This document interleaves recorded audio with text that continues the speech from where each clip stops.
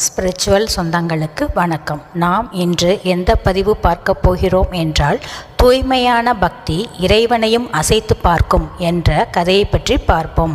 அன்புள்ளம் கொண்டவர்களின் பக்திக்கே இறைவன் இறங்கி அருள்வான்.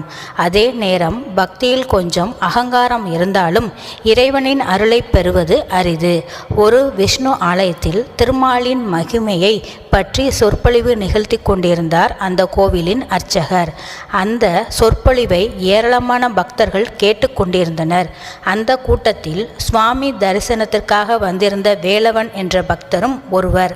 அர்ச்சகரின் சொற்பொழிவை கேட்டு மெய்மறந்து போனார் வேலவன். சொற்பொழிவு முடிந்ததும் வெளியே வந்த அர்ச்சகரை பார்த்து வணக்கம் கூறி நலம் விசாரித்தார் வேலவன். ஆனால் அர்ச்சகரின் பேச்சில் பக்தியையும் ஞானத்தையும் விட ஏளனமும் கர்வமுமே தலை தூக்கி இருந்தது. அதை புரிந்து கொள்ளாத வேலவன், ஐயா, அவ்வப்போது நானும் கண்ணனை தியானம் செய்கிறேன்.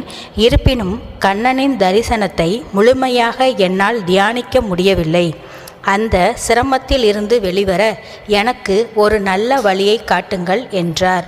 அவருடைய அப்பாவித்தனத்தை பார்த்த அர்ச்சகர் வேலவனிடம் விளையாட்டு காட்ட எண்ணினார்.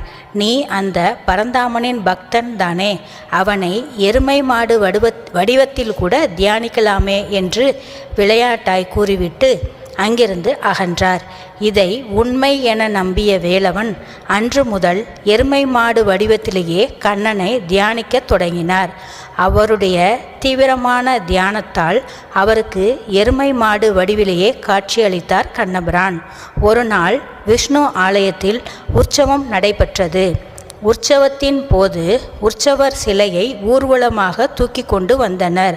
அப்போது கோவில் ஆலய வாசலை தாண்டி உற்சவர் சிலையை கொண்டு வர முடியவில்லை. சிலை வருவதில் எந்த தடையும் இல்லாத நிலையில் எதனால் சிலை வெளியே வர மறுக்கிறது என்று யாருக்கும் புரியவில்லை. பலரும் குழப்பத்தில் ஆழ்ந்து போயினர். அப்போது வெளியே நின்று உற்சவரை தரிசனம் செய்து கொண்டிருந்தார் வேலவன்.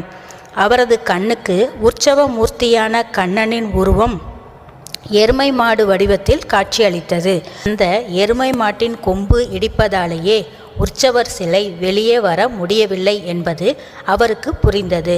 உடனே அவர், சற்று வலதுபுறமாக சாய்த்து எடுங்கள், அங்குதான் கொம்பு இடிக்கிறது, அதனால்தான் சுவாமியால் வெளியே வர முடியவில்லை என்றார்.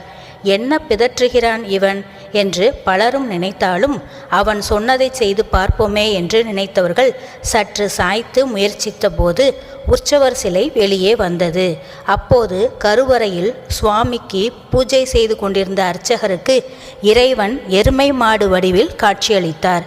மேலும் என் பக்தனான வேலவன் இந்த வடிவில்தான் என்னை தியானித்து வருகிறான் என்று விவரித்தார். இப்போது அர்ச்சகருக்கு புரிந்து போனது, வேலவன் எதற்காக கொம்பு இருப்பதால் தான் சுவாமி வெளியே வர முடியவில்லை என சொன்னார் என்று. அதோடு அவரது பக்தியையும் அவருக்கு கண்ணன் செய்த கருணையும் நினைத்து நெகிழ்ந்தார். தனது ஆணவத்தால் செய்த பிழையை எண்ணி வருந்தினார்.